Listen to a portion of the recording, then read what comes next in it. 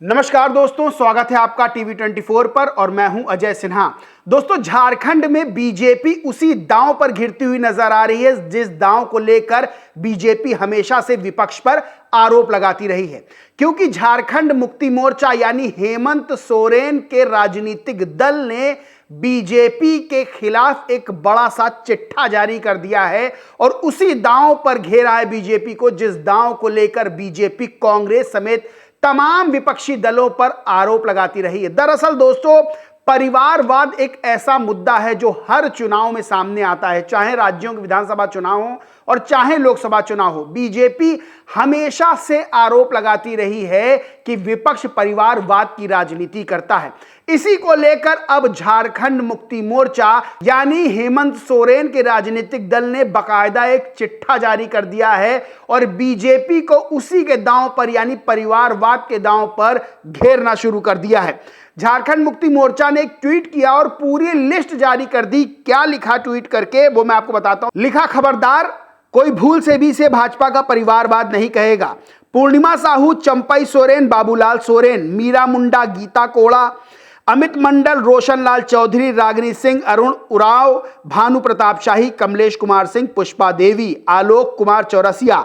अगर कोई हमसे छूट गया तो कृपया जोड़ दीजिए, नहीं तो भाजपा बुरा मान जाएगी, पर कोई भी इन्हें परिवारवाद नहीं कहेगा। यानी सीधे तौर पर परिवारवाद के मुद्दे पर बीजेपी को जेएमएम ने घेरने की कोशिश की है। सबसे बड़ी चीज यह है कि चाहे वो आरजेडी हो, चाहे वो कांग्रेस हो, चाहे वो समाजवादी पार्टी हो, चाहे जेएमएम हो, हर विपक्षी राजनीतिक दल को बीजेपी परिवारवाद का आरोप लगाकर घेरने की कोशिश करती है।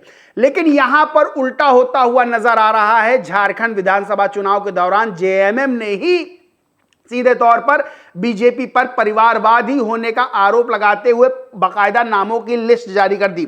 अब सबसे बड़ी बात यह है कि एक बड़ा सवाल खड़ा हो रहा है कि क्या भारतीय जनता पार्टी वॉकओवर ले रही है? क्या भारतीय जनता पार्टी हेमंत सोरेन से डर गई है? क्या भारतीय जनता पार्टी हेमंत सोरेन के सामने कोई प्रत्याशी नहीं उतार रही है? देखिए, एनडीए में सीटों का बंटवारा हो गया है। कौन कितनी सीटों पर लड़ेगा यह बात साफ हो चुकी है। 66 सीटों पर उम्मीदवार बीजेपी ने उतार दी, यानी 68 सीटें बीजेपी के खाते में आती हुई जो गठबंधन है उसमें नजर आ रही है। उसमें 66 सीटों पर उम्मीदवार उतार दिए हैं। लेकिन हेमंत सोरेन के सामने क्या बीजेपी ने वॉकओवर दे दिया है? देखिए, प्रभात खबर की न्यूज है, इसमें लिखा है बीजेपी ने हेमंत सोरेन को दे दिया वॉकओवर। बरहेट से क्यों नहीं की उम्मीदवार की घोषणा? अंदर लिखा है, भाजपा ने विधानसभा चुनाव 2024 के लिए शनिवार की शाम को अपने 66 उम्मीदवारों की लिस्ट जारी की। बरहेट से किसी को टिकट नहीं दिया गया है। यानी 2 सीटें और खास तौर से हेमंत सोरेन जिस सीट पर लड़ेंगे, बरहेट की सीट, उस पर बीजेपी ने कोई उम्मीदवार नहीं उतारा है। और सियासी गलियारों में, खबरनवीसों में ये चर्चा हो रही कि क्या बीजेपी जो है कदम पीछे खींच रही है। ये तरह तरह के सवाल खड़े हो रहे हैं, क्योंकि हेमंत सोरेन के सामने बीजेपी जो पिछले चुनाव प्रत्याशी उतारा था, तो हेमंत सोरेन ने बीजेपी के प्रत्याशी को सियासी पटखरी दे दी थी। वहीं सबसे बड़ी चीज ये है कि झारखंड मुक्ति मोर्चा ने चुनाव आयोग पर भी आरोप लगाया है और क्या ट्वीट किया वो मैं आपको बताता हूं। लिखा, केचुआ यानी केंद्रीय चुनाव आयोग की साजिश का जमकर विरोध होगा। क्या कारण है? ग्रामीण क्षेत्र में रहने वाले मतदाताओं को मतदान के लिए कम समय दिया जा रहा है। ये तो संवैधानिक अधिकारों का सीधा हनन है। क्या गांव के लोग गरीब वंचित हैं, इसलिए भाजपा के इशारे पर ये सब काम हो रहा है? सबसे बड़ी चीज यह है कि झारखंड मुक्ति मोर्चा यानी हेमंत सोरेन चुनाव आयोग और बीजेपी की मिलीभगत का भी आरोप लगा चुके हैं। सबसे बड़ी चीज यह भी है कि परिवारवाद को लेकर हेमंत सोरेन की पार्टी ने जो है बीजेपी पर जो है पलटवार किया है। और सबसे बड़ी यह भी चीज है कि चुनाव आयोग को लेकर लगातार जेएमएम कटाक्ष कर रही है और लगातार ये आरोप लगा रही है कि बीजेपी और जेएमएम की कथित तौर पर मिलीभगत सीधे चल रही है। बता दें, झारखंड का चुनाव बेहद दिलचस्प बना हुआ है। बीजेपी किसी भी तरह से हेमंत सोरेन को सत्ता से बाहर करना चाहती है। वहीं हेमंत सोरेन लगातार ये दावा कर रहे हैं कि बीजेपी अपने जो उसके मंसूबे हैं सत्ता से हेमंत सोरेन को बाहर करने के, उसमें कामयाब नहीं हो पाएगी। और सबसे बड़ी चीज ये है कि चुनाव से पहले बीजेपी को झटके लग रहे हैं।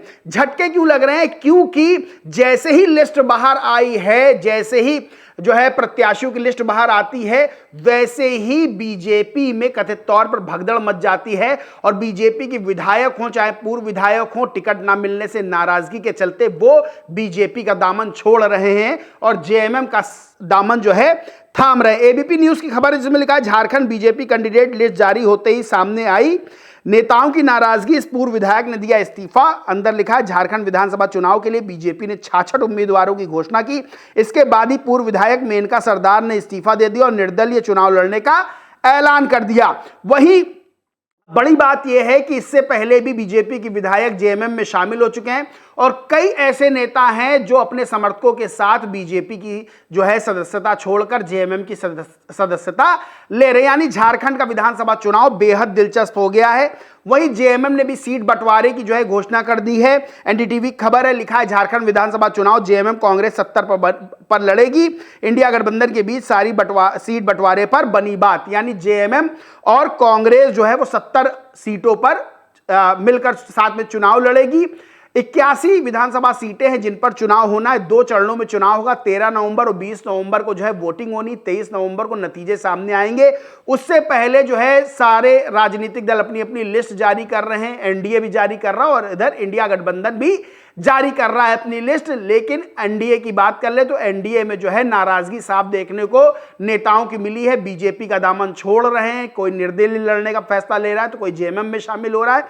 वहीं सबसे बड़ी चीज यह है कि इंडिया अलायंस और एनडीए अलायंस दोनों में तगड़ी टक्कर देखने को मिल रही है। वहीं जेएमएम ने चुनाव आयोग पर भी आरोप लगाया है कि कम समय दिया जा रहा है वोटिंग को लेकर। और सबसे बड़ी चीज यह भी कि परिवारवाद जो कि बीजेपी का हमेशा से चुनावी ब्रह्मास्त्र रहा है विपक्ष के खिलाफ, उसी ब्रह्मास्त्र को अब जो है जेएमएम ने बीजेपी के खिलाफ यूज किया और बाकायदा लंबी चौड़ी लिस्ट जारी कर दी। और ये तक लिखा है कि कोई लिस्ट में नाम छूट रहा हो तो उसको भी भाई शामिल कर दे। और सीधे तौर पर यह आरोप लगाया कि बीजेपी जो परिवारवाद का आरोप लगाती है उस परिवारवाद में कथित तौर पर बीजेपी खुद ही घिरी हुई नजर आ रही। बाकी दोस्तों इस पूरे मामले पर आप क्या सोचते, क्या मानते, कमेंट करके जरूर बताएं। वीडियो अच्छा लगा हो तो लाइक करें, शेयर करें और चैनल को सब्सक्राइब नहीं किया तो सब्सक्राइब करके बेल आइकन जरूर दबा लें। धन्यवाद।